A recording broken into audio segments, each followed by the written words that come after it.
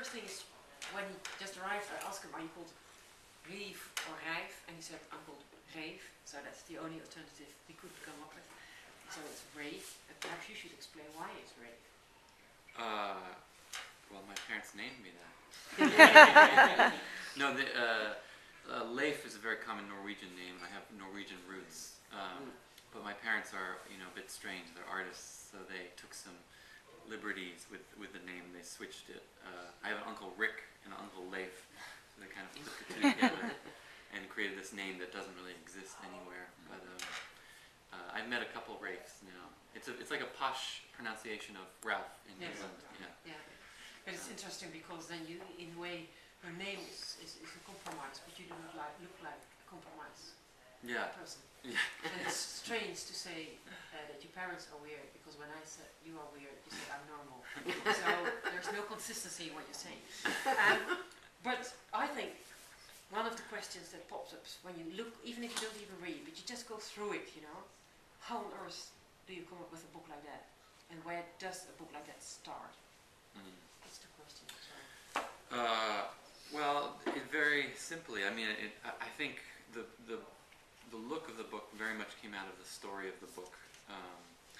I first came across the character, and I wrote the book almost completely through with very little images, but I realized that in order to kind of really get inside this character's head, we needed to see his maps and his diagrams and his drawings. This was where he was most vulnerable, where he was going to create these little surprises, because you go through this book and you see the most important parts are often in the margins or the sidebars, and that's where you kind of learn something new. And both my parents are visual artists, and I wasn't necessarily an artist myself, but I grew up with images everywhere in the house. They were just, my mother collected scientific diagrams, and our refrigerator was always covered with magnets, and my medium was always the text. I was a writer from a very, very early age. And yet I was interested in how do you bring in images to tell your story, And not just like a children's book where the images show what you're saying, but images that, add on to the story in a new way and kind of take it in another direction. So it seem strange as a book, but that's how my head works. This is how. But where did it start? Did it start at the beginning that you had this kid and the kid got Yes. a reward, and then he set off on a train, and then he stole his notebook from his mom, and that is that the whole line? I started with the kid. I was interested in the West and the romance of the West and the cowboy, and why Americans and Europeans keep coming back to the cowboy as this really dramatic figure that has all this nostalgia, and why does the cowboy movie keep coming back? They keep remaking these movies again and again. And so I wanted to explore this love affair, but I wanted to explore it from the back door, so to speak. So originally, I didn't want to write it from the point of view of a cowboy. I wanted to write it from the point of view of the son of a cowboy. And originally, T.S. was much older. He was like 57, and he was drunk, and he was narrating the book from a Parisian prison, and like kind of looking back on his childhood. But this book, told in retrospect, was very different.